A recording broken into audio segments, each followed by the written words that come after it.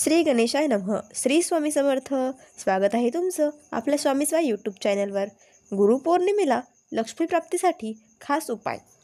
गुरुपौर्णिमेला किंवा आषाढ महिन्यातील पौर्णिमा ही देवी लक्ष्मीला समर्पित असते. लक्ष्मी पौर्णिमेच्या दिवशी देवी लक्ष्मीची पूजा केल्याने सुख आणि समृद्धी मिळते. आषाढ महिन्याच्या पौर्णिमेला गुरुपौर्णिमा असे देखील म्हणतात. गुरुपौर्णिमा तिथी ही गुरुपौर्णिमा म्हणजेच गुरूंना समर्पित अशी ही पौर्णिमा असते. यावर्षी गुरुपौर्णिमा ही अतिशय शुभ आहे. गुरुपौर्णिमेच्या दिवशी भगवान विष्णू आणि लक्ष्मी देवीची पूजा करण्याची विधी देखील आहे. जर तुम्हाला तुमच्या घरातील गरिबी दूर करायची असेल तर गुरुपौर्णिमेला देवी लक्ष्मीला एकाक्षी नारळ अर्पण करा. गुरुपौर्णिमेला देवी लक्ष्मीला एकाक्षी नारळ अर्पण केल्याने घरात सुख आणि समृद्धी वाढते असे मानले जाते. गुरुपौर्णिमेला देवीला पलाशाचे फूल लावल्याने घरात लक्ष्मीचा वास होतो आणि घरातून गरिबी दूर होते. तसंच दुसरा आपल्याला उपाय किंवा टोटका आहे, जे की आपल्याला जी वस्तू आहे जी घरात आणायची आहे तर ती कुठली गोष्ट आहे किंवा कोणती वस्तू आहे तर ती जाणून घेऊया. सोनं आणि चांदी. गुरुपौर्णिमेला सोनं चांदी खरेदी करणे शुभ मानले जाते. मिळवण्याच्या अशा परिस्थितीत देवी लक्ष्मीला असीम आशीर्वाद मिळवण्यासाठी आणि घरातील सुख समृद्धी वाढवण्यासाठी गुरुपौर्णिमा पूजाविधी पवित्र नदीत स्नान करा किंवा पाण्यात गंगाजल घाला आणि स्नान करा. भगवान श्री हरी विष्णू आणि माता लक्ष्मीचा जलाभिषेक करावा. पंचामृत आणि गंगाजलाने लक्ष्मी देवीला अभिषेक करा.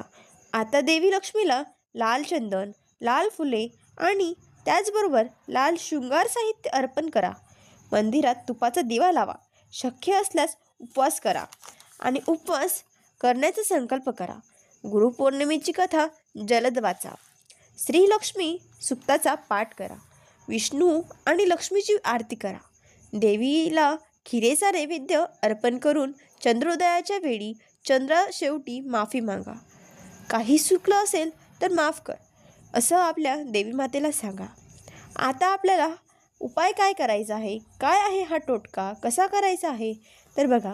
देवी लक्ष्मी मातेला प्रसन्न करण्यासाठी गुरुपौर्णिमेच्या दिवशी श्री लक्ष्मी चालीसा पठण करा. वैवाहिक समस्या दूर करण्यासाठी हा उपाय अतिशय प्रभावशाली ठरतो. आणि जर जोड्यामध्ये लक्ष्मीनारायणाची पूजा केली आणि देवीला शृंगार अर्पण केले, जर जोड्यामध्ये लक्ष्मीनारायणाची पूजा करून देवीला शृंगार अर्पण केले, या दिवशी तुम्हाला तुमच्या गुरूंनाही जेवण द्यावे. पौर्णिमेच्या दिवशी भगवान विष्णू आणि देवी लक्ष्मी पूजा करण्याची विधी देखील आहे. त्याचबरोबर तुम्हाला एक मंत्र देखील म्हणायचा आहे. तो मंत्र असा आहे: ओम श्री रीम श्री कमले कमलाये प्रसिद्धी प्रसिद्ध श्री रीम श्री ओम महालक्ष्मी नमः. गुरुपौर्णिमेचा महत्त्व असा पौर्णिमा ही खूप महत्त्वाची आहे आणि त्याचबरोबर हा लक्ष्मी गायत्री मंत्रच आपल्याला म्हणायचा आहे. तर गुरुपौर्णिमेच्या दिवशी गंगेत स्नान करणे आणि दान करणे याला विशेष महत्त्व आहे. असे मानले जाते की या प्रसंगी जगाचे तारणहार भगवान विष्णू गंगेच्या पाण्यात निवास करतात. म्हणून आषाढ पौर्णिमेच्या दिवशी गंगेत स्नान केल्याने भक्ताला शुभ फळ मिळते. गुरुपौर्णिमेच्या दिवशी चंद्रोदेव आणि देवी लक्ष्मीला योग्य पद्धतीने पूजा आणि उपवास करण्याची प्रथा आहे. म्हणूनच गुरुपौर्णिमेच्या दिवशी गंगे स्नान केले जाते. गुरुपौर्णिमेला स्नान आणि दान यांचे विशेष महत्त्व आहे. म्हणून या खास दिवशी गरजू व्यक्ती किंवा ब्राह्मणाला पिवळी डाळ दिवशी म्हणजेच आपण पिवळी डाळ, मूग डाळ, हरभरा डाळ, तूर डाळ कुठल्याही पिवळ्या रंगाची डाळ अर्पण करावी. त्याचबरोबर शक्य झाल्यास पिवळे कपडे दान करावे. तसंच पिवळ्या रंगाची मिठाई दान करावी.